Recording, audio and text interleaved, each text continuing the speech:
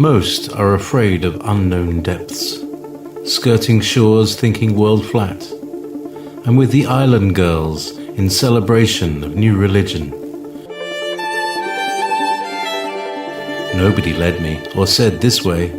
I sailed alone on makeshift raft with wind as companion.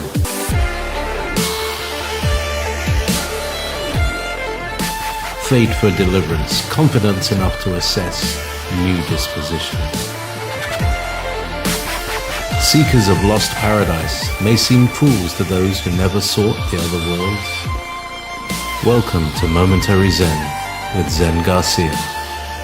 Visit www.fallenangels.tv. You're listening to Revolution Radio. Welcome everybody. I'm your host Zen Garcia. This is Momentary Zen.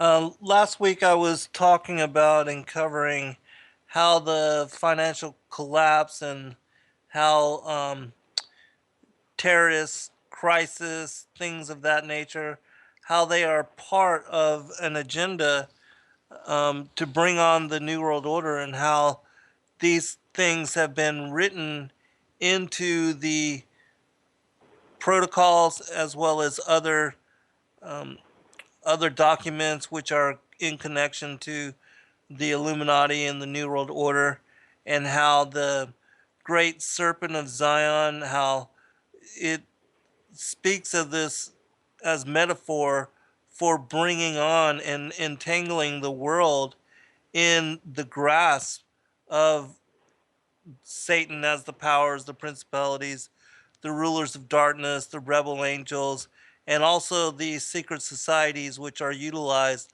by them in order to bring on this the Great Serpent of Zion as a agenda and as a police state martial law system worldwide. And so this evening we're going to talk with a friend of mine, Liz McGee, and she's going to speak about the two houses of Israel, as well as the prophecies which are connected to the future of America, and the differences between these two bloodlines, the seed of the woman and the seed of the serpent, in connection to our living at the end of days, with the fulfillment of the fig tree, how all of that ties into where we are now and what we are seeing unfolding, and how this really has been, not only biblically, but as far as these other conspiratorial texts, they've been predicted hundreds of years, thousands of years in advance even. So, Liz, are you there? Well, I am, Zen. Can you hear me? Yeah, yeah. Okay, so I am on Skype. It did come up, so I guess if this sounds okay, we can do it this way, or you can, it would be better to do it by Skype. So let me drag you in using it, and then you can hang up your cell phone. Okay. So just wait till it connects. It'll sound a lot better in the archive, and there won't be any feedback like on your cell phone. I can hear the air around you, things of that nature. All right, hang up your cell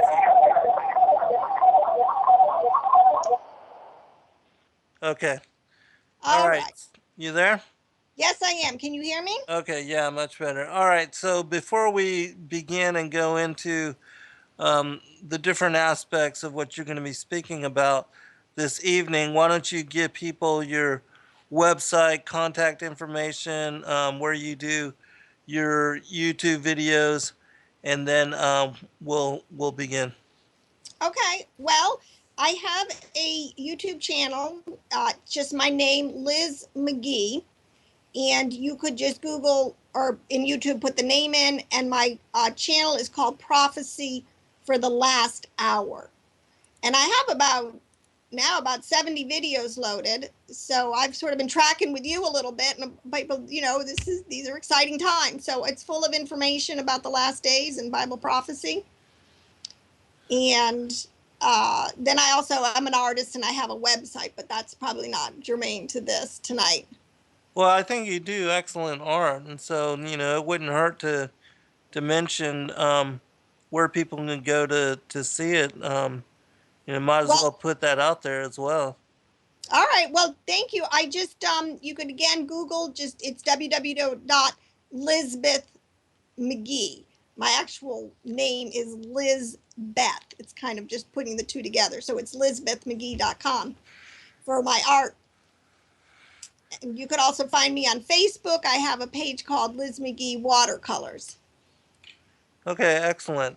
Well, why don't you first comment on what I had, opened the show with, and then kind of set the foundation for where we're going to be going this evening with what you want to talk about.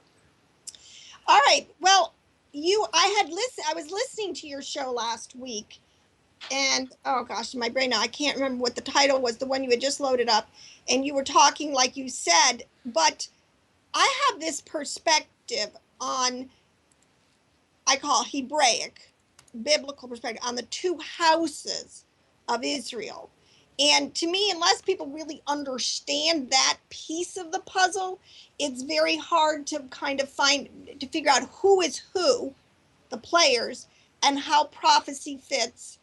So there was something you had mentioned, and because when you're tracking the tares, which is like a lot of what you just said, I think we're all beginning now to understand these Luciferians, these tares, and the different disguises or ways they infiltrate everything. Right. How they have really infiltrated, and to a large extent how the Bible identifies them, and especially in terms of the two houses of Israel.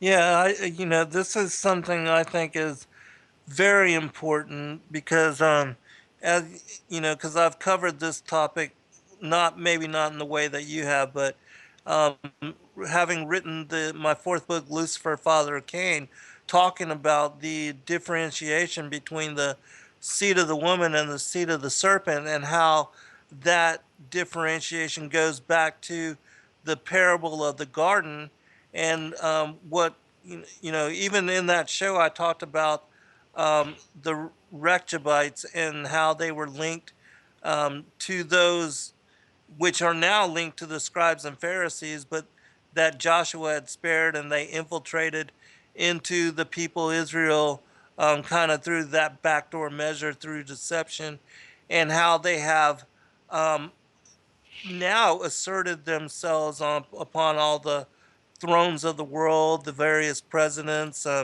prime ministers, the different, the authority worldwide as far as government, political, religious, and even monetarily.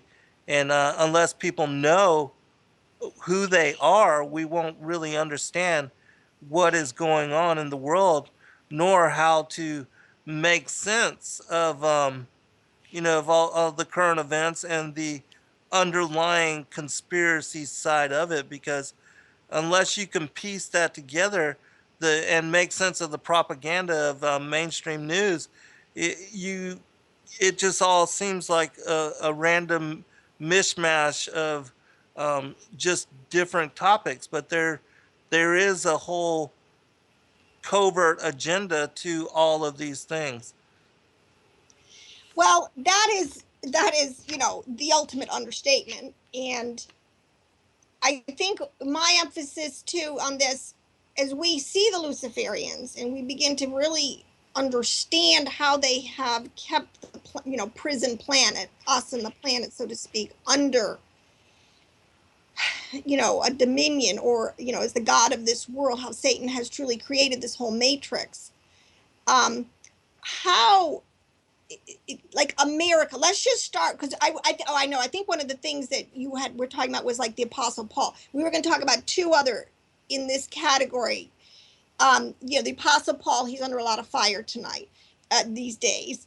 the Torah and the role of the Torah in believers, and then moving from there, how they infiltrate so much to control the thoughts and minds and the religion, quote unquote, that we practice, that we don't even realize. Most Christians don't even realize it. So much of the truth has been hijacked. Yeah, very true. But if you wanted to, because we had this kind of, because some of the things you touched on last week, like the Apostle Paul, I wanted to make some comments about that. Yeah, we'll do that, but first, why don't you set the foundation as far as talking the two different houses of Israel, who they Okay. are, their Okay. links to the different peoples worldwide, and so that we can make sense of where you're going to be going with this topic. Right. See, people. Okay, I look at these things and I know that there are many ages, but the age that we're in and dealing with is this 6,000 year Adamic age. Right. And if you and I, when you start reading again all the extra biblical books and all the texts that are out there, I mean, it's amazing the information that you can have, but you can piece it together. So most people think that the whole Bible story and the whole Hebrew Jewish thing kind of started with Moses. But see, that's not really true. You had the whole time from Adam to Abraham. And so many people today are unpacking, like with Nimrod and with Genesis 6 and the Watch Your Angels, and so much more information about what was really going on in the days of Noah. So there's this whole huge unpacking of information that's going on about what it was really like from Adam to Abraham. And this is where in our Bible, we really get one or two chapters on 2,300 years of Right. history. I mean, to me, a logical thinking person could say, you cannot deduce the full picture from that. Right. But anyway, when Abraham, what God did with Abraham, I don't think we really understand. And from Abraham, you immediately morph into Isaac, and then you go into the 12 tribes. And then you go into this nation, which is a whole different, in my opinion, strategy, because I feel we're in a war.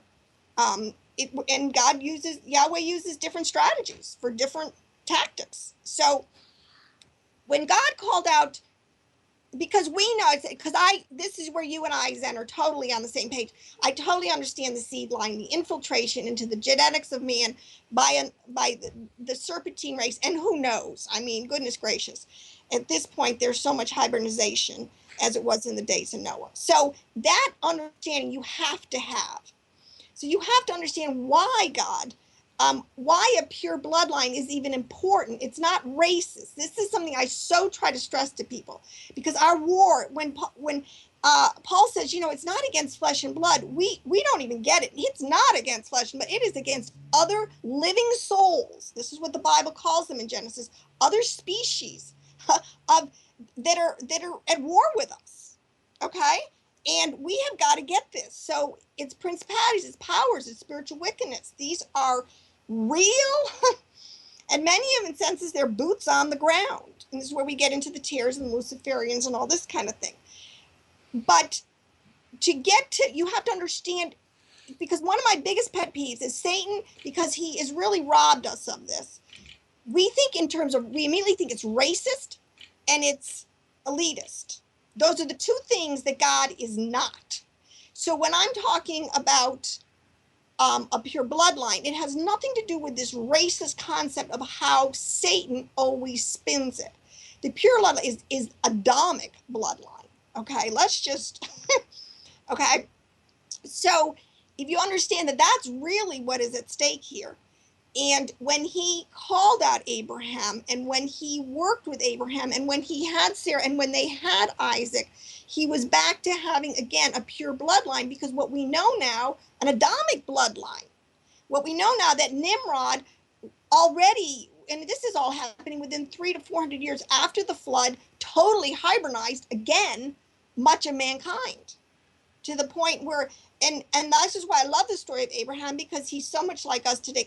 His dad is the high general in Nimrod's army, a complete pagan worshiper, and then he's got his uncle and his grandfather from the righteous seed line, Shem and Noah. I mean, talk about, growing up in a dysfunctional, situation. Right. But Abraham, we know now he made a choice for the true God. He figured it out, and he put himself out there before Yahweh and said, "No, you are my God, and I'm going." And God did. I really believe these things are supernatural. God really gave him back through a pure Adamic bloodline. Now, this is how I see it, because when you get into the mark of the beast and this whole idea, anyways, but by the time you get to the 12 tribes, I believe that what God was doing, instead of working through a righteous bloodline, through our patriarchs, all the way up, and then Shem and Noah after the flood, because Ham and Japheth went off and they just did their own thing. I mean, you know the whole story. I mean, I don't have to tell your listeners. They're very educated people. When all the ites came on the scene and the Canaanites, we know how the giants, again, were in the earth in that day. But he got himself back to, through Abraham, another Adamic line, and then morphing it out with Jacob, with the 12 tribes, another Adamic line of people on the planet. And he made a nation. He made a whole nation, so it was a numbers game now. And this is where we begin to have, and this has taken me years, because I want to interject this. And if I'm talking too fast, or you just have to tell me, I have my major emphasis that I feel the Holy Spirit and I did is on the parabolic language. I really believe, and this has been confirmed by anyone who is a Hebraic scholar, understands that there's a thing in Hebrew exegesis called pards, which is 4 levels of scriptural understanding. Every scripture verse has 4 levels. And the final level, the 4th level, is a hidden, esoteric, you could even say occultic understanding. And that's the oral Torah. That's the understanding that God gave to the priests and the high priest, to the scribes. They were supposed to understand and keep the storyline straight. And by the time you get to Daniel, and the people were again getting, this is why, intermarried, getting so, again, lost out there in the Gentile world, losing their identity. And this is why he told Daniel, don't worry, but just seal it. Just keep these words, just keep it. And I will, in our day, he's pouring it out again. And with Jesus' time, he poured out again the understanding, the spiritual revelation, the spiritual of what the realities these words mean. So parabolic language is a huge part of the Bible. It's called a mystery. In 1 Corinthians 13, verse 2, Paul even says, even though I understand all mysteries and all prophecy and have not love, what profit? But the point is, they're out there. All prophecy and all mysteries is the part of Bible exegesis. And that's, to me, what the elect of these days, we're supposed to be all about, trying to figure this out. That being said, you had now these two, again, a whole hybridized world of which became of Nimrod through this whole thing, because he was a king in the earth, as big as they get. And this is why I love the book of Jasher and a lot of these other books. And I love that book, The Writings of Abraham. And I'd like to talk a little bit about that. That has isn't that fascinating? Unbelievable, the information in there. Right. And it just sees. So the whole point of the nation of Israel is that this was a group on the planet of Adamic people who were going to keep the storyline straight. I don't think people understand then, and pretty soon they are, because, with what's going to happen if it happens this September, when the abyss opens up and the sky and the moon and the stars and everything fall down, and that's a parabolic understanding. I mean, it's going to be out in the open again. I mean, so pretty soon we're not going to sound so crazy because it's going to be in people's face. But to give a heads up, so this whole part of it, but what the 12 tribes, then what happened, their history, they didn't, it's a war, it's a battlefield, it's a mess. But the 2 houses of Israel, they were once 12 tribes. They had a whole plot of land. And it was so geographically bigger than they even tell us. I mean, this is a world empire. They have found coins of David's dynasty here in America, all over the world. Right. It's a worldwide empire. But the thing is, as saying, relentless attack, and then this is the whole point with under Solomon, when the nation split and had a civil war.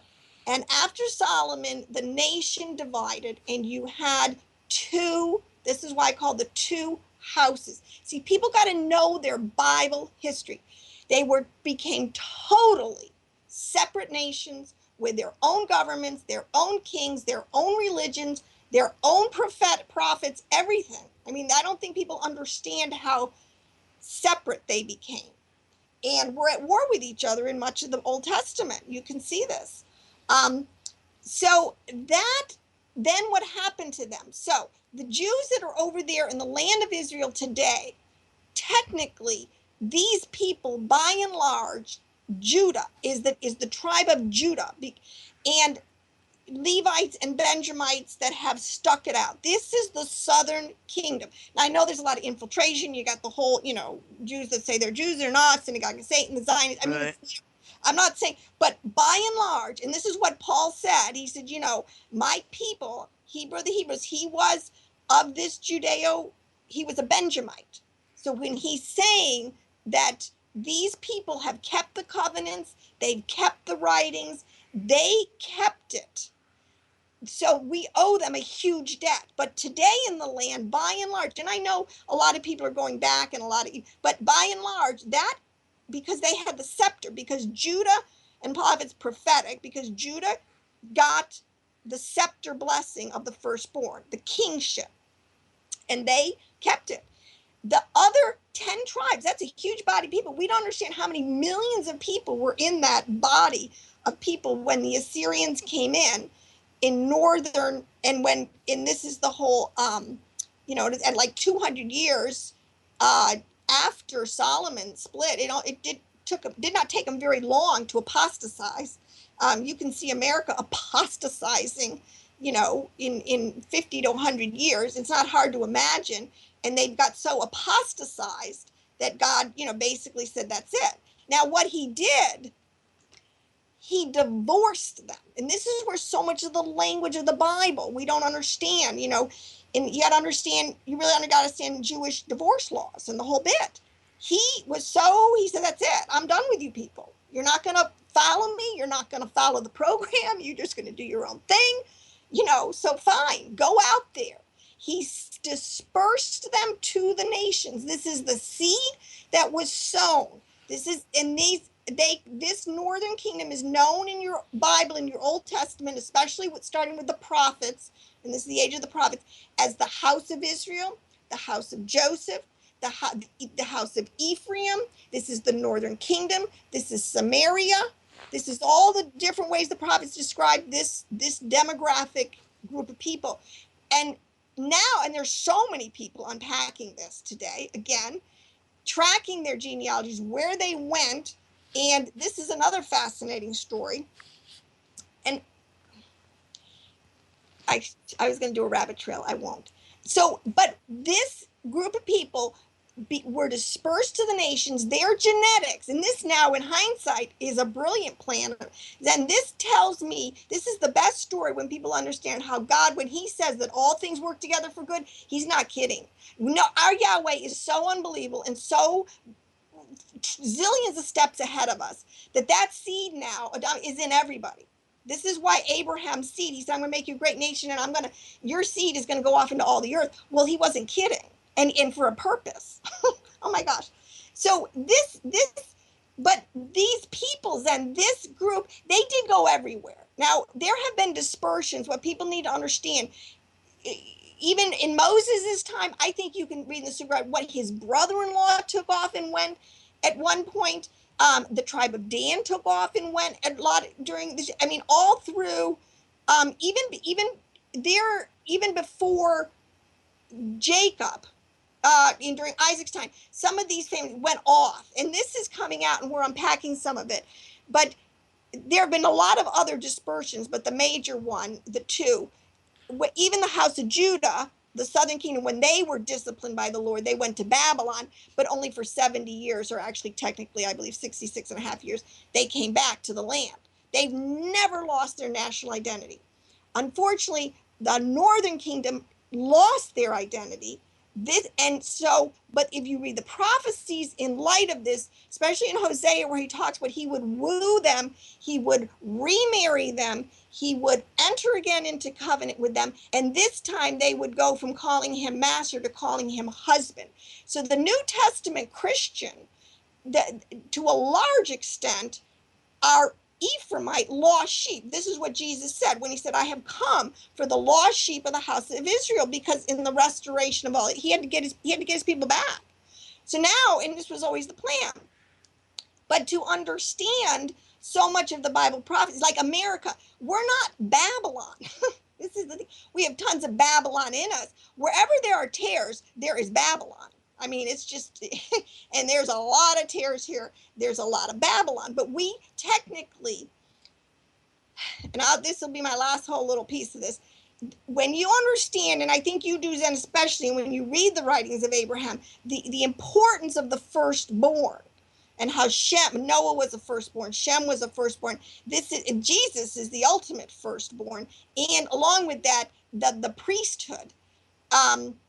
When God separated the birthright blessing that he gave to Abraham, and then it went to Isaac, but when it went to Jacob, or actually when it went to the 12 kids, it was split up, because actually, with 12 kids, you can't give each one a piece of the birthright. So actually, he split it up between Judah got the scepter, and they have Hebrew words, the barakah, and Ephraim, who actually, and that's the whole story you have to understand, Ephraim is actually the youngest son of Joseph, who actually had an Egyptian mother, an Egyptian pagan mother. It's so interesting. So you can never call God racist. You can never call him, he is so not looking at the outward physical at all. Let me make one comment here real quick, because we're almost to the first break. But if you have never read the story of Joseph and Asenath, how he took his bride and how she renounced paganism, right. It is one of the most incredible love stories and most beautiful extra biblical, extra canonical texts. I would definitely recommend people read it. All right, we'll be right back. Hold on, just.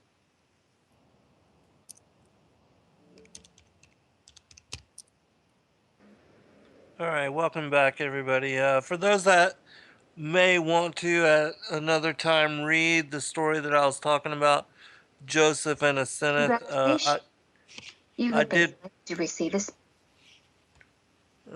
I did post it in the chat room, and so but I wanted to really quick read a passage from the book of Enoch, because it says in chapter 1 verse 2, from them I heard all things and understood what I saw, that which will not take place in this generation, but in a generation which is to succeed at a distant period, on account of the elect. So even the book of Enoch, he speaks about, was written for a later generation at a time far into the future, and that much of what is in scripture has been written for a distant generation, and that when we saw the blooming of the fig tree, even Yeshua mentions this in Mark 13, Matthew 24, and Luke 21. He spoke about when you saw the blooming of the fig tree, the restoration of the nation of Israel, that would be the generation which saw the fulfillment of all things, of the prophetic word. And so that brings us to where we are now. And that's why I believe the things that I talk about, and which Liz is speaking about this evening, are all coming to light. And so much of what she's saying and speaking about has been long hidden, and little understood. And so, the Spirit is being poured out on all flesh. And so I'm also going to post a link to the show that she and I did previous to this one a few months back. And if you're interested, you can listen to that as well to give you more background on what we're speaking about this evening. Liz, I'm going to turn it back over to you. And Okay, thank you, Zen. Yeah, I totally agree with you. I love that verse in Enoch, and I believe that that's us, the elect of the last generation. And I do believe he is pouring out the Spirit on all flesh. It's free. Anybody who wants to can. It's like a banquet. He talks about he's going to put, a huge banquet on a high mountain, and you can just come and lavish on it, which I consider to be the availability of so much of the Word of God today from so many generations and times and eras. Um, just to say, in like even the writings of Abraham, I mean, so many.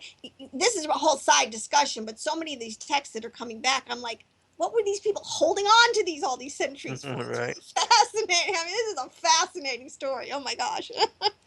But just a quick wrap up on this whole thing, because this is my point, Zen, that people just need to understand, because we are not Gentile Christians. Okay, well, I mean, yes, that is a term that the world has for us. But from God's point of view, spiritually, we are in an administration now where he has, since Yeshua, okay, in the last 2 days, because, parabolically also we're in a 6-day thing, or 6,000 years. So we've been in the last 2 days, which in Hebraic understanding they call the era of the Messiah. So we are in the time, which is, well, I won't even go down that rabbit trail, but he has been wooing back to himself all of, not only those of the seed of the northern kingdom who were dispersed, who can now come back to an understanding of Yahweh and his righteousness. And this is where it gets into, we'll get into Paul, and anybody, and the Gentiles, and how the door was flown wide open. And that's the piece of it. So if you don't understand the players, you have the House of Judah, which remained with a national identity, which is now basically the nation that is in the land over there. Okay. The other 10, this is the fascinating part. They were dispersed, and this is what people are unpacking, that basically the Northern Kingdom, because these are clanal, tribal people who migrate as a clan. And I think even Zen, you understanding now the Thracians. Now that's a whole huge Right. chunk of these people groups, because the thing is, names get changed constantly. And this is, I think, one of Satan's major moves to confuse everybody, that every conquering culture renames the countries and the people, everything, so it gets very confusing after 6,000 years of this. But either way, so the Northern Kingdom migrated truly through the Balkans. And you see, this is why Turkey has so much true history in the Balkan area, because Shem and we're in, that area of Turkey outside of Mount Ararat. They came up through into Greece, into Italy, into Spain, up into northern France, up into the islands of the sea. When the Bible talks about the islands of the sea, it is talking geographically about England and Ireland and Wales. It's talking about islands like Australia. It's talking about because they really did disperse into far out areas like South Africa, and but the bulk of them went to the islands of the sea, which is why there is this predominant group of early Christian that, kind of why Northern Europe and Western Europe Christianity mushroomed up so huge originally, because they had the biggest bulk of these lost sheep who had literally married and integrated themselves genetically into all the nations that were already indigenous there. So, but then as the thing has progressed over 2,000 years, you have had huge inroads into much, like a lot of Japheth's people groups and a lot of Ham's people groups. I mean, God, see, and this is what people have to understand. God has used this dispersed seed, and as he's gone after them, he has been able to get everybody else who wants to get on board. I mean, to me, it's a brilliant plan, and it's been working. The point, like you were saying, the fig tree has to understand, that is Israel, because when Moses, and this is why we have to understand who Israel is. Israel is a word for ultimately all those in all right, all those who want to make Yeshua their Lord and Savior, and Yahweh the high God. Okay, because we know there's a lot of other gods out there, a lot of other things you can attach yourselves to. But for Israel is mine, even my firstborn. That's what Yahweh says. So these are his children. These are his direct genetic. That's what the new birth is. This is the whole point. I mean, I don't understand how people don't get genetically, he has seed, his literal kids, offspring are this group of people on the planet called Israel. Now, when it says in, I think it's in Jeremiah, where he will raise an ensign on the nations. And I think this is why this September, if this all pops, oh my gosh, this is going to be unbelievable. Two people groups are going to merge on the planet because you're going to have Israel. The Gentile Christians have got to understand we're not separate. We're in two houses, because see, most of the prophecies are either directed towards the house of Judah or just the house of Israel. But you got to know what happened to the house of Israel, where they went. God never, from his point, he knew where they were and he knew what they were doing. People need to read the book of Hosea from this point of view, because it's so clear when he's talking about Ephraim and, oh my gosh, you went out there and you just totally mingled with the Gentiles, and you just became, you became the Gentiles. That's what Paul said. So when Paul had to go after the Gentiles, that's what he had to do. So that whole piece of the puzzle. But now, as we're coming together, and so many Messianic Jews are coming in, so we're all kind of getting into a group think here in a good way, and we're understanding this thing. But if you don't understand the two houses, you cannot understand Bible prophecy, because the house of Ephraim, when God gave the birthright to Ephraim, he gave the firstborn to Ephraim and to Manasseh, but Ephraim became the firstborn.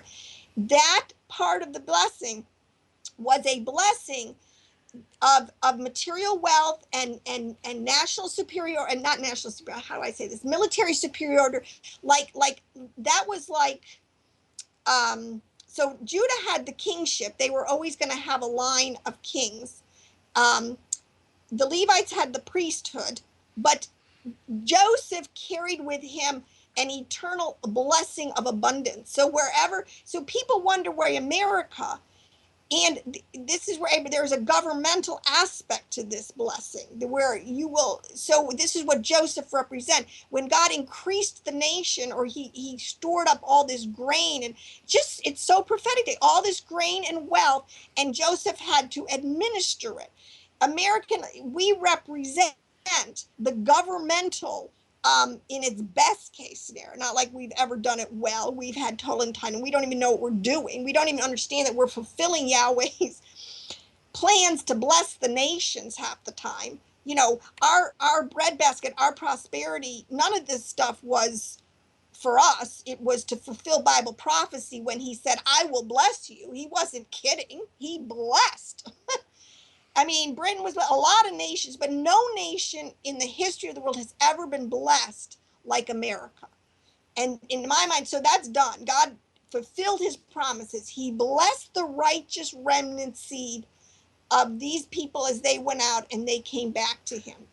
Now, America, we need to understand who we are. And as we join with our brothers, because when it's go time, I said, when Satan comes out with all his hordes, I mean, when he's, oh my gosh, you see it, the battle lines are being drawn. We will rise up. This is Yahweh. We are his army. We are the people that he's going to use. And we're not two different, we have to see this thing spiritually. We are the children of Yahweh to administer blessing and justice and mercy and righteousness and justice against wickedness. Now that's part of the puzzle. Unfortunately, we've been as dogged by, as we can be, by terrors, and we've been as blind as any other, when Jesus came, when he came to his own people, when he came to Judah at the time. I mean, really, we've got nothing but grace. And if we don't kind of get with it and repent and ask for forgiveness and come under the blood and get, but it will happen. I have no doubts. So to me, you just have to really understand this thing from that perspective. Otherwise, Bible prophecy, you can't fit Gog and, they just pull stuff out of the woodwork like Gog and Magog and stuff, and they have no context for these things. Now that's my opinion, but that's based on, a lot of Bible research and a lot of talking with, the Holy Spirit about this stuff. So you can comment on all that. Well, I want you to go into, since we are speaking about prophecies, I want you to talk about the the differentiation of the two houses.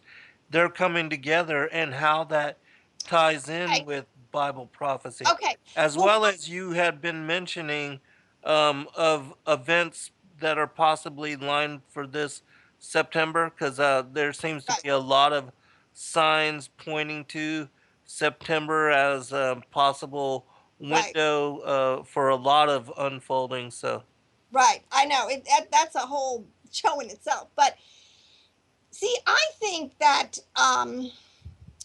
Bible prophecy. I do not believe America is Babylon. Okay, I believe that there's a verse that talks about in Revelation about the remnant who will be carried out on the wings of a great eagle and brought to a place prepared for her in the desert. See, I believe that's America. Our founding fathers then, I'll tell you something. There's been two people groups on the planet, maybe more now as we unwrap the Thracians and some different peoples, but who have truly made their nation based on Yahweh's precepts, statutes, laws, and guidance. Israel at the time under Moses, and the founding fathers, see the pilgrims, what people don't understand, because we got our history, so there was a period from about, I don't know when they first came, I might 1690 to about 1740. There was the pilgrims that were here in New England, seriously, they really did, they knew their Bible. These people were so biblically literate, and they did really set up the foundation, the laws that for a just society. See, one of the things, even the Mayflower Compact was kind of drafted and written up, even though I know many people were not part of their Christian little sect, but they were able to draft up how we live together in justice and in peace and in civility and so America, I believe that if Israel gets invaded, I mean, in real time, seriously, I mean, what could happen? There's any number of matches that quote unquote could light on fire. When that happens, it talks, I believe, about a remnant. The righteous remnant there are going to have to get out, because prophetically it's going to get pretty raised until the crucible that Judah will have to go through to recognize and to call upon the name of the Lord is pretty heavy. That the remnant that will get out, I believe that they will come to America. This is where we need to understand that is our role. That is the primary role. That's what Abraham did when he went and got Lot. It is the role, it is the responsibility, it is of the firstborn who has the part of the birthright where you are the protector, you have the provision. You have the provision to have armies, do these things. It's your job to I don't want to say be the policeman, but it's your job to protect your clans. I mean, this is not, and I know I'm not trying to, I'm trying to keep this thing on a much more elevated level. I know people like to get really into the fight on a much more elevated level. But when Israel is surrounded, they're going to come here. We're the place in the desert. These people knew. That's why they called us the New Jerusalem. That's why they said we were a city on a hill. That's why they had this whole concept of, many of these people really got it, that this was a breadbasket for the world, that this was an unbelievable, uncharted gift. Because he said he would give them another, and if people work their Hebrew really closely, when it's like, he said to David, he said, I'm going to give you another land, not the land in Israel, it's way down the road.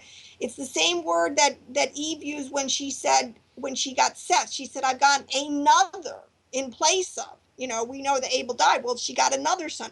Well, Israel got taken away. They were going to get another place. There are more Jews and Christians, two house people living together in this nation than anywhere else in the world. There's actually more. There's no other place in the world where you have Christians and Jews living together than in this country. And we need to understand this thing, because bottom line, you're either going to, you know, you pick your daddy. You're going to make Yahweh your daddy, or you're going to make Satan, and, you know, pick your side. And see, I believe these next, and if it starts in September, I don't believe in 7 years. I don't believe in any of that kind of stuff. I don't believe in so much of the popular culture prophecy stuff.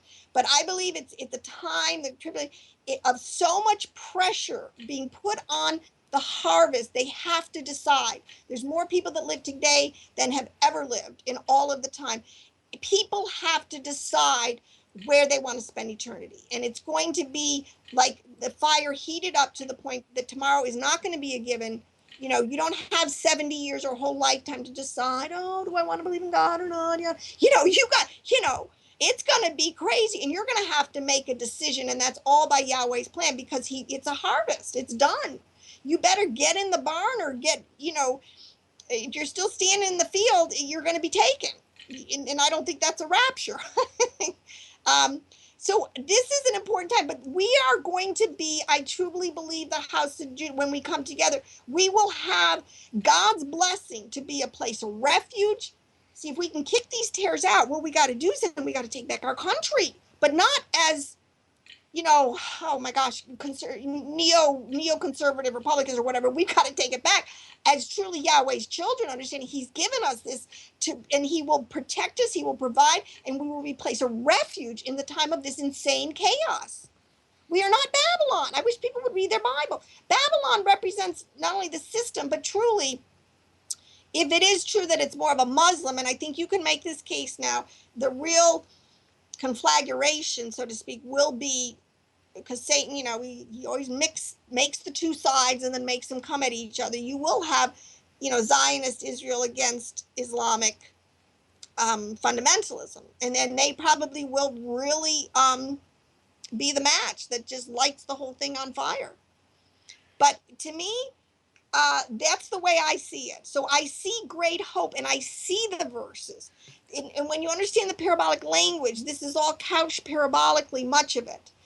But when Paul talks about the time of the Gentiles, he's talking about a 2-day window that he saw, which means 2,000 years, to go and get not only the lost sheep, but any Gentile. And then we got to unpack that, and we got to begin to understand why the Bible uses these words and what this means.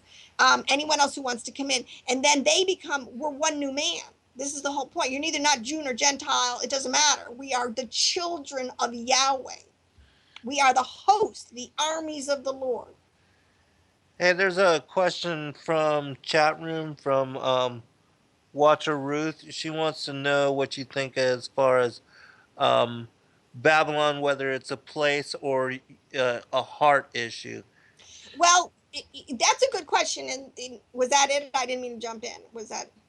Yeah, no. Go ahead. Okay. Well, see, that's a good question. And this leads me to another point. I did want to talk about something that I just really helped me, tautology, but it's all where you put your commas. Now, the Bible, we know, was originally written in Hebraic as a stream of consciousness with no commas and no chapters, no verses, no vowels. It was just a written stream. But so where do you put your commas? You could say, I will show you a mystery, comma, Babylon the Great, or I could show you mystery Babylon, comma, that great. See, these things make huge differences where the emphasis is placed. But I do think that Babylon is a heart issue. But hold on, Liz. We'll pick it up on the other side. I'll let her answer in full, and then I will answer as well, Ruth. We'll be right back, all. Welcome back, everybody. I'm your host, Zen Garcia. This is Momentary Zen, and I have as guest with me this evening Liz McGee. Before we pick up on the topics that we're talking about, I just want to remind everybody that Revolution Radio is the largest listener-supported commercial-free and corporate-free radio network on the planet and on the internet. And that in order for us to continue coming to you in the way that we do, covering all of the issues, topics, and current events in the way that we do, through a wide array and variety of perspectives and opinions on studios A and B, that we do need your monetary support. And those of you that can afford to, please do go to freedomslips.com, click on the donate button, and either purchase one of the items that is available for barter for the money that you may donate, or just simply donate out of the kindness of your heart. But if not, you can also buy access to the archives and download in MP3 format all the shows done by all of the hosts going back to the beginning of the year, and in many cases, you can download even up until the beginning of last year. And so there's a lot of archives, a lot of information there. It would give you a chance to listen to others that you may not otherwise have. Maybe they come on too late for you, or come on at a time when you're working or doing some other endeavor which does not allow you to join us here on in chat and join in the discourse and the fellowship. And just know that we appreciate your support and all of the kind fellowship that you share with all of us. And we just appreciate you as a listening audience. And we love servicing you in the way that we do. And so go to freedomslips.com, click on the donate button, and support us if you can. All right, there's the couple questions from the chat room and a couple comments that I wanted to read. Truthy1 says that the USA is one of the whores of Babylon, and then I believe it was Hippie Chick that asked, some people think the U.S. is Mystery Babylon because it's not mentioned in the Bible as the U.S. What do you think? It's my opinion that there is a judgment that pertains to New York as the seat of world government, and that the kings that put forth the agenda for the New World Order. But you have to also differentiate between the people and the government, and it's the same thing with Israel, because the people that the synagogue of Satan, those that say they are Jews but are not, but that were instrumental in that are Talmudic Jews and that do not follow the Torah and do not that do not believe that Yeshua is Savior Messiah. It's the same kind of thing. The governments of all the world, even though we have this whole facade of we're against you or they're against a specific people or specific government, or they're all working together in tangent to pull um, basically pull the whole protocols of the learned elders of Zion, the global dominance and the manifestation of world government, so that they can bring forth the Antichrist and unite the world under one religion, one government, one. All of those things are being done through controlled opposition. Even with the whole letter outlining 3 global wars that Albert Pike sent to Giuseppe Mazzini in 1871, it spoke about the need to foment 3 global wars as a pretext to bring forth this United Nations. And so there's a difference between the people and the governments and those that are controlling from behind the scenes, because they are aligned with the powers, the principalities, the rulers of darkness, and they were the ones that even in Yeshua's day conspired against him, and that resulted in his murder. Same difference here in America. We have both the people representing the sons of Adam, the children of Abraham, and then you have the leadership representing the tares, the wheat and the tares. And so that's my opinion. Let me give Liz a chance to comment here, and then we'll continue on. Right. And then, I mean, I think that people are beginning again to get eyes wide open to understand this war we're in. You know, tears is one of the best overall arching phrases for this. But one of my things is people,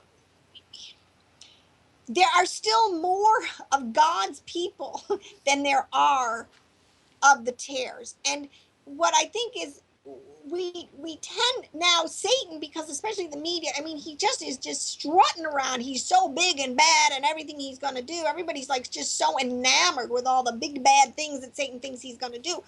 But we're not focused on what Yahweh's going to do because we win. I mean, for some reason, people just all of a sudden think they're going to flip a channel. Oh, we won and Yahweh's here. And, you know, I mean, I don't think they think of the process. We win in this battle. Good does triumph over evil. There is a day when the wicked get removed out of me, and it is by the Yahushua at the head of his armies, the elect. But even, you know, like from Enoch, now if you read Enoch, he was a preacher of righteousness, and you read some of the texts, and he turned the whole world back to God for a season. Shem, I mean, some of these were able to turn. Noah were able to turn. I know. See, I guess the thing is, Josiah.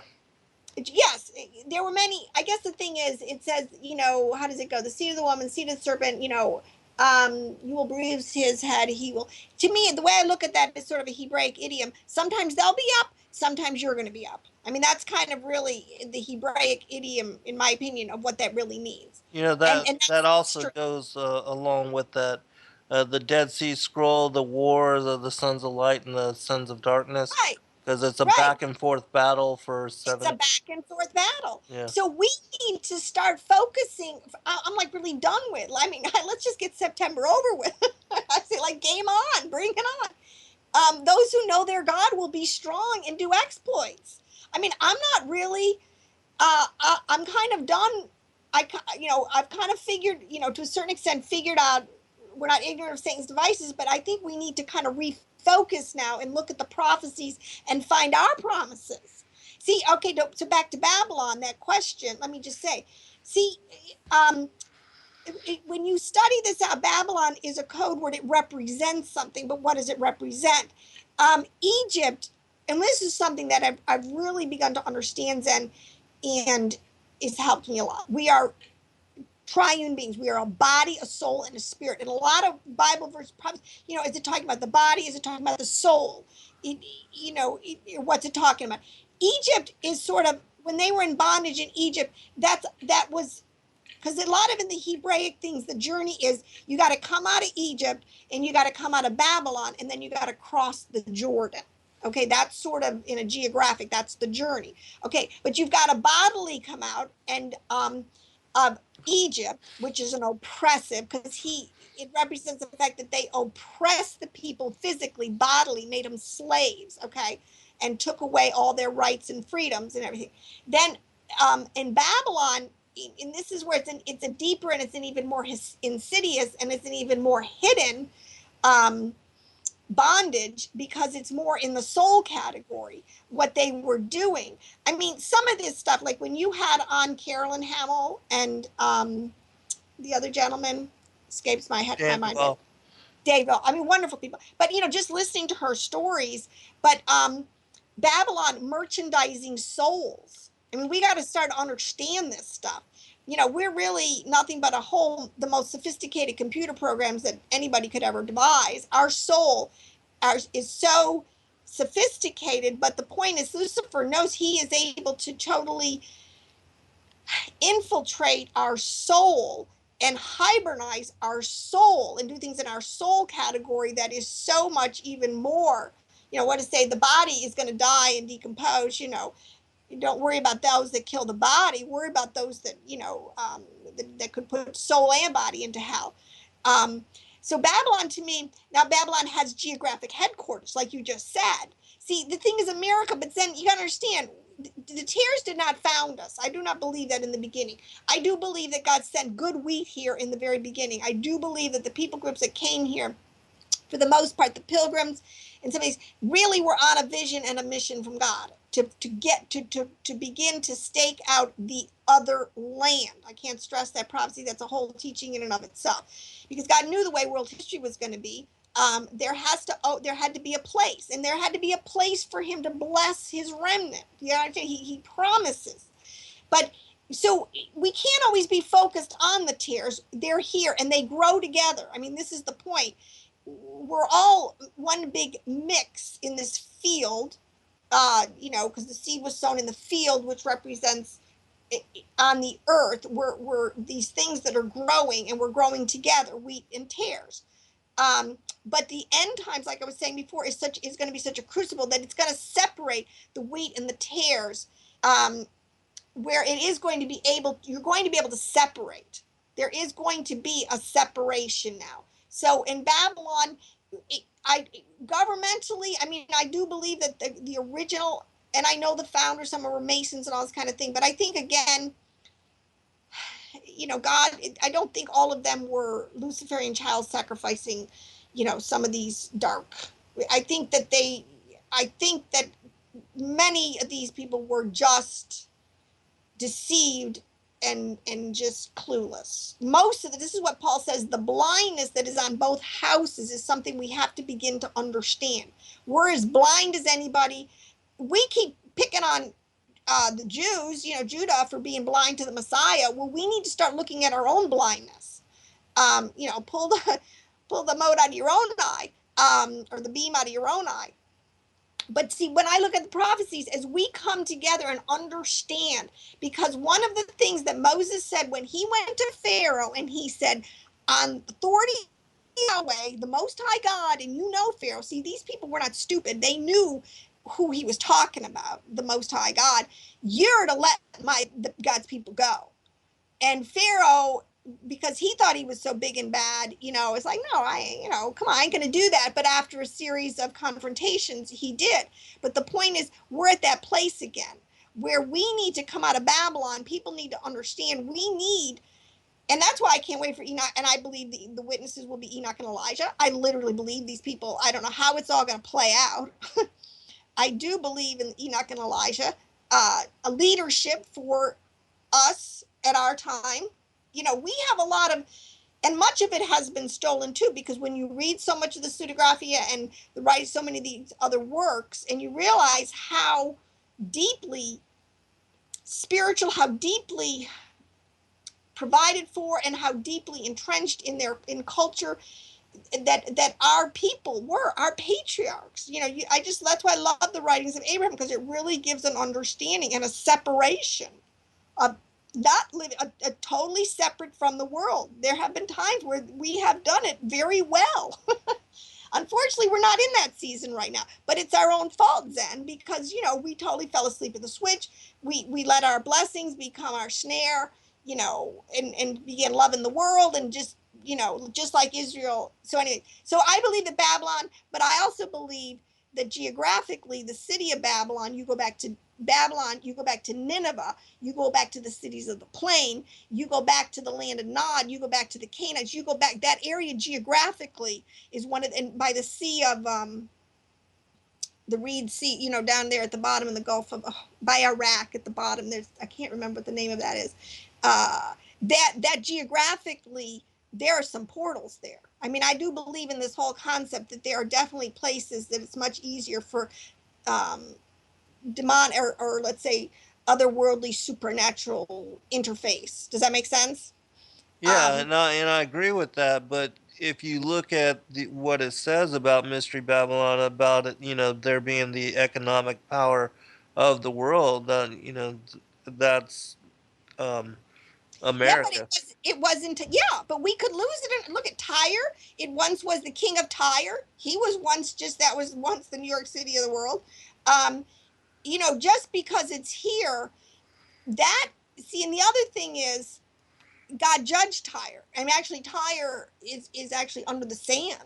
They're in so much of a lot of these old cultures, like just like God said, I'm going to lower you so low, you're never even going to.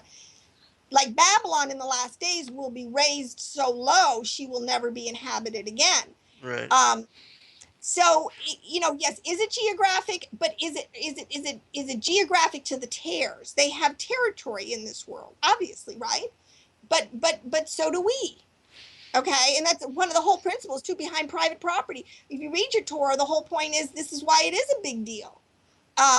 That you have sovereignty to a certain extent. You have private property. You have areas. Yeah, I mean, this is why these concepts are very important. But and why you would pray over an area, why you need to cover your house in the blood of Jesus and all these kind of things, because yes, territory is a very big principle biblically. But I just think it's these tiers, so we could lose. I mean, that's maybe what's going to happen in at the end of the Shemitah. Maybe New York City, the stock exchange, maybe we're going to lose 55% of our wealth. And actually, I think it'd be great. Whatever. To make us call upon the name of the Lord. But that doesn't mean that there won't be provision for us. That God, that's the tares. We're not the tares. See, this is the thing. We might come out from Babylon. Get your soul cleaned up. Stop living like the world. Stop thinking like the world. Stop trying to emulate the world. Stop, all this kind of stuff. And then you get into the whole Torah thing. Live righteously. It didn't. You don't have to be we can be sealed. We're going to you talk about who are the 144,000 during this time. I mean, there's a lot of other mysteries that are kind of like where we are, and we've been so focused on everything the devil's doing, which is necessary because it's been so cloaked for so long. But I think we're down to the wire, and I think that there is the prophecies about Israel, which is God's offspring on the planet, will be kind of reborn in a day. This group of people on the planet are going to be reanimated. The blinders are going to be taken off. We're going to see this thing in a whole clearer vision. And I think it's going to change our orientations and our politics and everything. And all I can say is when Yahushua really does come bodily, and, I think does the final blow to the Antichrist, to his armies and the Antichrist, the final blow that he'll never recover from, and then we really do begin to enter into a millennial rest. Right. Let's get into some specifics on what you see as far as coming on the horizon, the connections to prophecy, because we're down almost to the final segment, and so okay, want to get into some specifics in that regard. All right. If things happen this September, right? Nobody wants to be a date setter, but listen, we will know the season. I absolutely believe Jesus. So listen, I'm just done with people playing stupid. We are in the season, okay? I mean, so there's 4 seasons. I mean, and you doesn't take a rocket scientist. A child can tell the difference between a winter and a summer. So a true spirit-filled Christian who's got oil in their lamp should know this is the season. The question is the day or the hour. Jesus, and I think I agree with most people now as they're unpacking it. The day or the hour refers to the feast of Rosh Hashanah. It's a 3-day feast. It's a hidden feast. You don't know when it starts. You don't know the day or the hour. But we know the feast. And as we unpack the feast, like this, I think that's what you were doing. You were unpacking the feast to a large extent. These 3 feasts do represent the whole culmination and the whole harvest of the whole thing. And I think that's an understanding we all need to really be digging into and focusing on.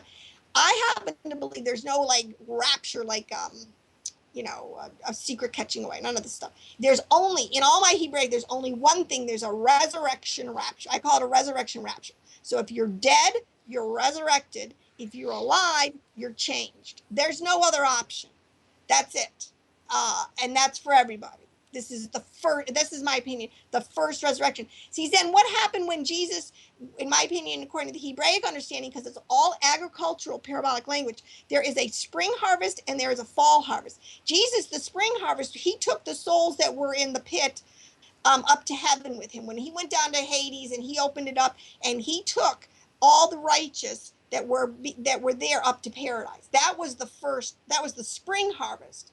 Now we're coming up on the fall harvest, and that's what now. And that is not only the fall harvest, but it's a harvest of the whole world. So that's so that harvest will be the first resurrection. Those alive at that time, that's the whole big first resurrection. So those who come with the Lord are those that are already in paradise. They need a body. um, we have a body. We just need this body to be changed into the physics that Jesus had, that can live forever, that won't die, can walk through walls, stop a bullet, whatever, So when does that happen? That's the $1 million question. Mm-hmm. And it could happen technically, I mean, in my best case scenario, I'd love it to happen this Rosh Hashanah.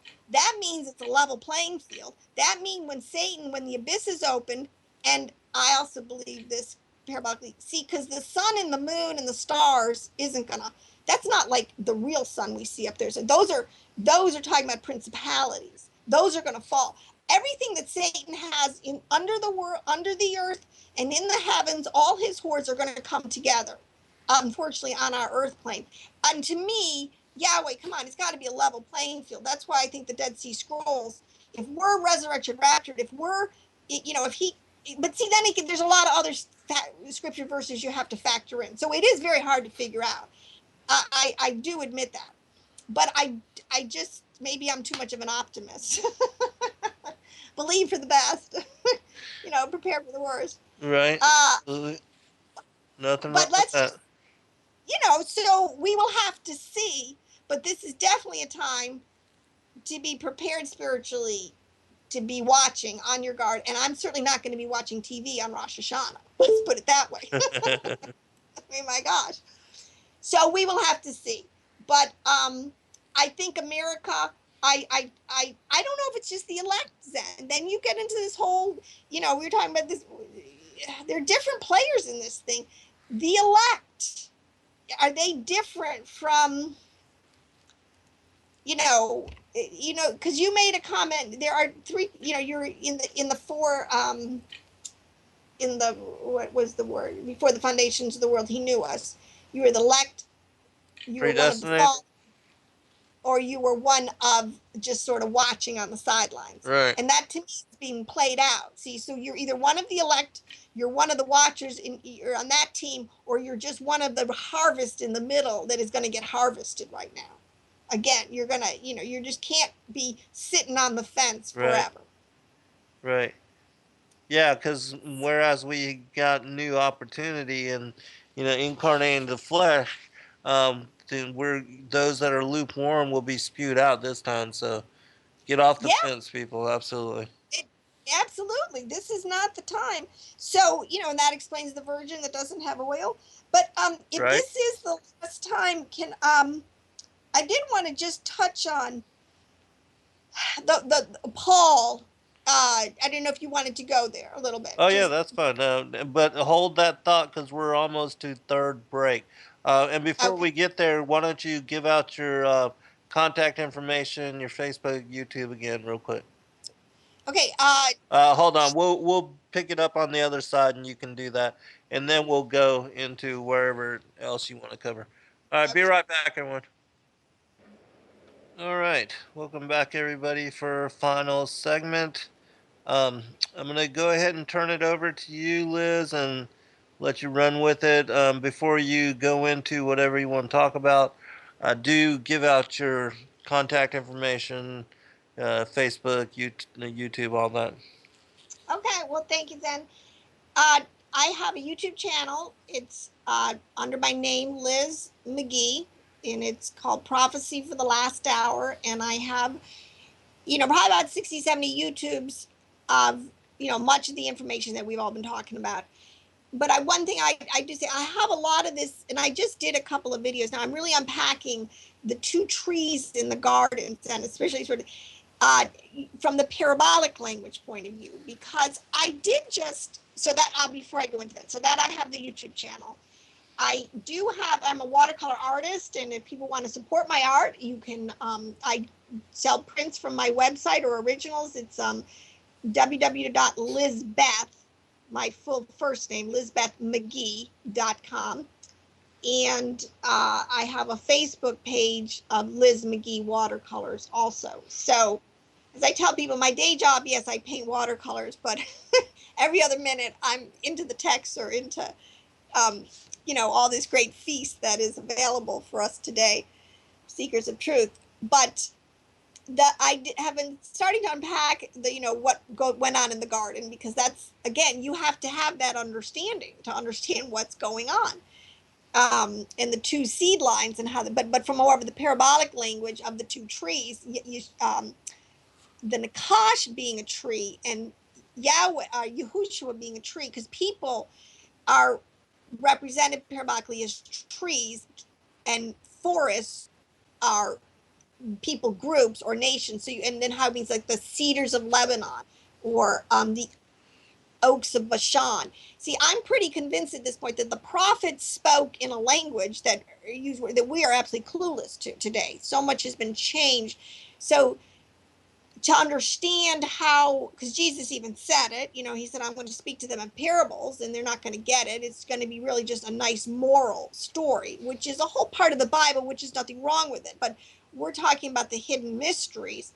That has always been couched parabolically, and that's what Jesus said. That's the keys of the kingdom that were stolen, that Jesus gave back, that we've lost again, Right. that I believe he is restoring. So that's kind of really my emphasis in a lot of where, so between Egypt and Babylon, between the body and the soul, how these words, these are concepts used to describe different parts of this thing, this battle we're in, and things that can be affected by it. So, yeah, Babylon's got to go bye-bye. It is one of the most insidious systems that, bar none, absolutely. But I did want to touch on one thing that in the writings of Abraham, again, that, and you mentioned it in one of your past shows just recently, this concept of the master Mahan, or how does it say, the master Mahan, okay, Mm-hmm. which I did a lot of research on, and because I was trying to find out more information, because master Mahan, first of all, that text, Zen, I did a ton of, nobody can figure out where it came from. Right. It's the most mysterious text I've and this concept of the master Mahan, the writings that were originally kept taking me to Mormon texts, but it's not a Mormon text. Right. But then I started to read, somehow in all the research, I got connected to some of the Mormon texts and some of their discussions in their blogs, because the word master Mahan is in their text. It is in the book of Moses, and there's actually a lot of information about it. Mm-hmm. So I started reading a little bit in the book of Moses about the master Mahan, because because I think this is the beginning of the whole secret society, Luciferian, the works of darkness that they do. It says, I came upon some of these blogs because actually it's a big discussion in LDS. Now again, LDS, whatever, but they have been infiltrated like everyone else. So there is a dark side, but there is a lot of fascinating texts and bodies of work that, And they hold some of the truths too, like they, absolutely, pre-existence, they affirm that, but again, they've been corrupted, the whole, as far as the polygamy and the pedophilia, sex, and all of that, and also the writings of Abraham that we're talking about. There's a book of Abraham too that's an LDS text, and that's what a lot of people get confused right, with, as far as the writings of Abraham. And right, while you're talking, I'll post that link in the chat room for people. right. So they're not the same thing, but we know where the book of Abraham from LDS did come from, supposedly some papyri, Egyptian papyri texts. Where the writings of Abraham came from, I don't, but we won't go down that rabbit trail. But what I wanted to say about a master Mahan, in the book of Moses, in the LDS, they have a lot of information about this Luciferian. Now they call them the Galatians or something. There's some other word that they use for this. But how Satan just constantly infiltrates. But there's a verse here in Book of Moses, I think it's chapter 5, verse 31, it says, and Cain said, truly I am Mahan, the master of this great secret, that I may murder and get gain. Wherefore Cain was called Master Mahan, and he gloried in his wickedness. See, this is the definition of the secret. What one thing that really got me was the secret combination. He said he was a keeper of a secret, of the secret combination, and that word is always intrigued me, because combination, that's like a weird word. What does that have to do with Right. murdering? You know, it don't. So, but a lot of people have unpacked it, that the word master is in different translations. This one guy unpacked it where it's the word great. So master comes from, means is coming from in the etymology, a word in Arabic that from the verb musteria, which is actually I think it's a Hebrew word, to hold a secret, to keep a secret. So he's a great secret keeper.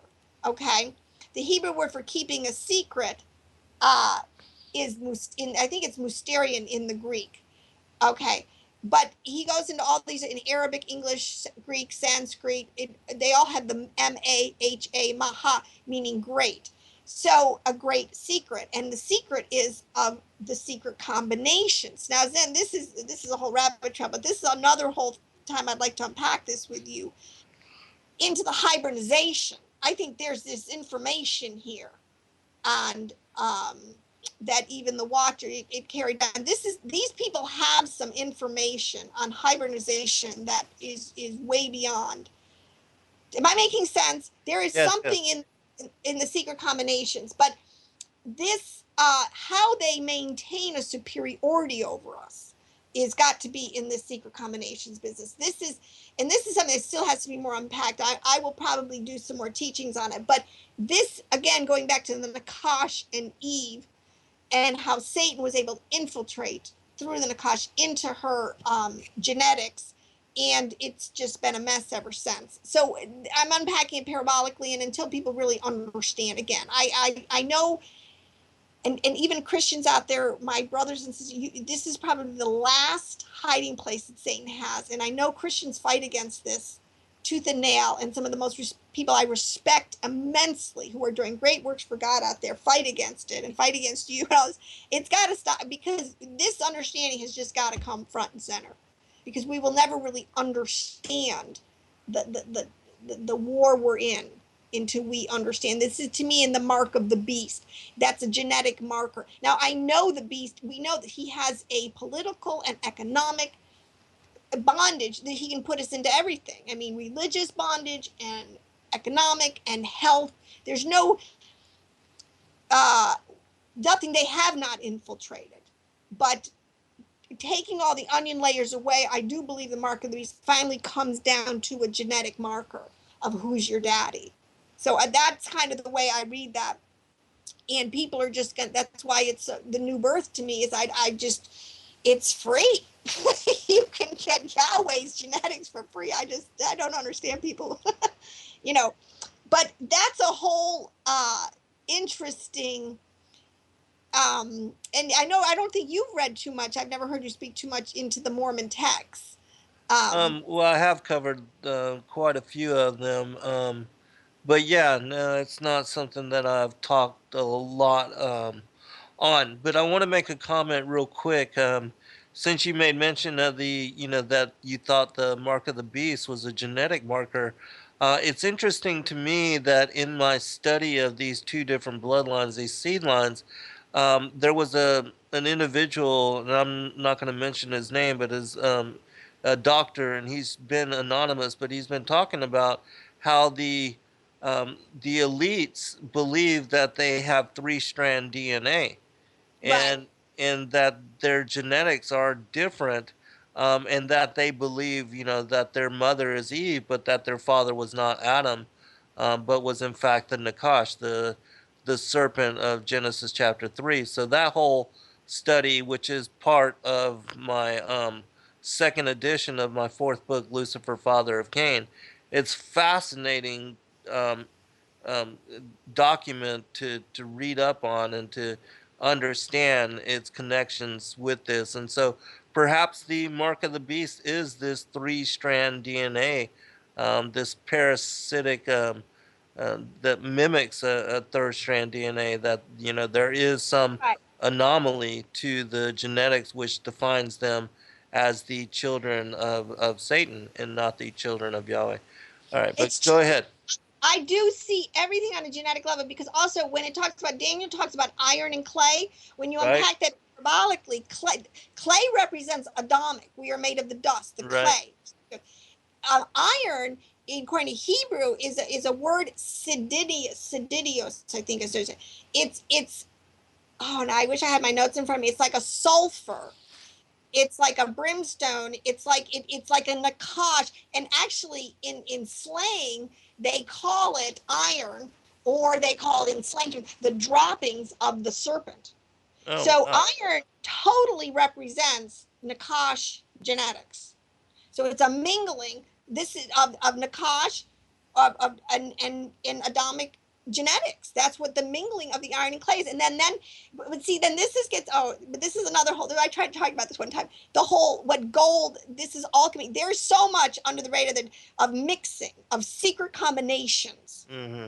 See, this is, and I don't know if we'll unpack it all before the Lord comes back, whatever, but I really believe that. So this is why, again, the new birth, I would say to anybody, and you listen to it, it I don't know, I don't understand. We have a Father who is just loves us and will give us eternal genetics, and for free, for just acknowledging him as our Yahweh Father and repenting of our waywardness. I mean, it's just so beautiful. So I just encourage anyone to check into this and to understand the magnitude. Your body, your soul, and your spirit has been infiltrated by parasitic archons that just are virusing up everything. I do think computer terminology, is some of the best Right. parabolic language we could have today. I mean, the viruses, just whatever it is just the whole world's running rampant with computer viruses in our bodies, our souls, and our spirits. It's crazy.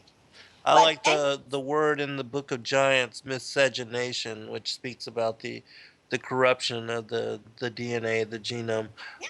Also, I want to address one comment in the chat room and then give you a chance to comment on this as well. Skyzilla had asked about how does a God of love contain wrath?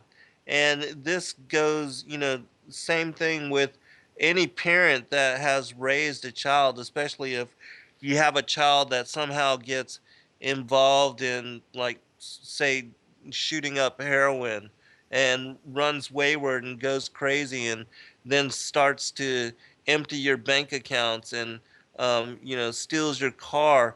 And it's not that you hate your child, because you absolutely love them, but you are angered at what they've done and you want them to change their ways. And so it's, the prodigal son. It's the same thing with God, especially with the children of Cain and those that are not his and that murder his children. If you had a child that was murdered by someone, in some way, like say ISIS beheaded them or something, you would you would have wrath, and it's the same kind of deal. Let me get you to answer this, Liz, and then continue with what you were talking well, about. I agree. I mean, people don't volition. Every created thing that is a living has volition. So the angels, everyone in this game, no one's a machine. Right. Everyone has volition. So you can choose. This is the whole Yes. point. You can choose righteousness, or you can choose Cain. I look at, he had a 50-50 chance. He had 50% of Eve's, uh, Right. genes, and 50% of Cain's. And this was, and God said, you could have asked me for help. I would have helped you Mm, overcome, the evil inclination, but he didn't. yes. He listened to his father. So I understand, but the other thing in this, God is, we have to understand this from God's point of view, and they always say this. That's why it says that the sufferings of this present time are not worthy of praise. It is a 6,000 year thing. This is not going on forever. People better understand. We are there. This is the wrap-up season.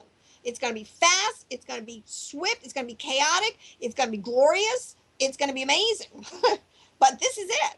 It's not going on forever. So people better just really start choosing their daddy.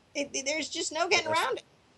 But back to Paul, I wanted to get in one last, because that was one of the other topics you mentioned, but the parable, and this is how you mentioned the parable of the prodigal son from a Hebraic point of view, and I said this in the last show we did, from a Hebrew's, that's the story is the story of Judah and Israel, the northern kingdom and the southern kingdom. The older brother is Judah, who has always stayed loyal to the father. And then the prodigal is us, or Gentile, Christian, or whatever, whoever who went out and just lived riotously. And so we have come back, but the coming back is of the lost sheep of the house of Israel. That's their overarching parable for what has been going on.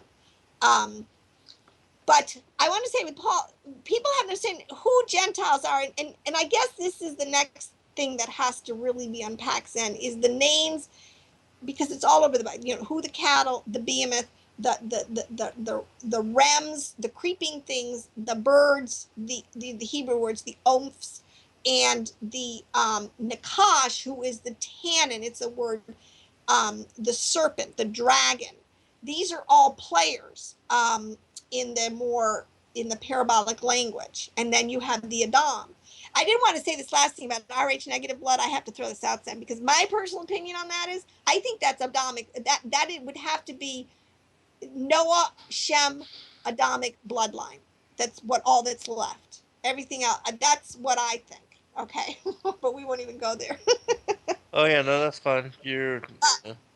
That's Talk about whatever you want to. You've got about 5, maybe 4 minutes later. Right. Okay. So the thing with Paul, if you cannot understand who the people groups are, but Paul went to the Gentiles, the 12. If you study this out historically, we know that the Essenes were in my opinion, the bulk of the earliest church. James the Just, heading of the Jerusalem church. See, because I have to look at this thing in its historic context. It was like a flower unfolding. It just didn't all happen at once.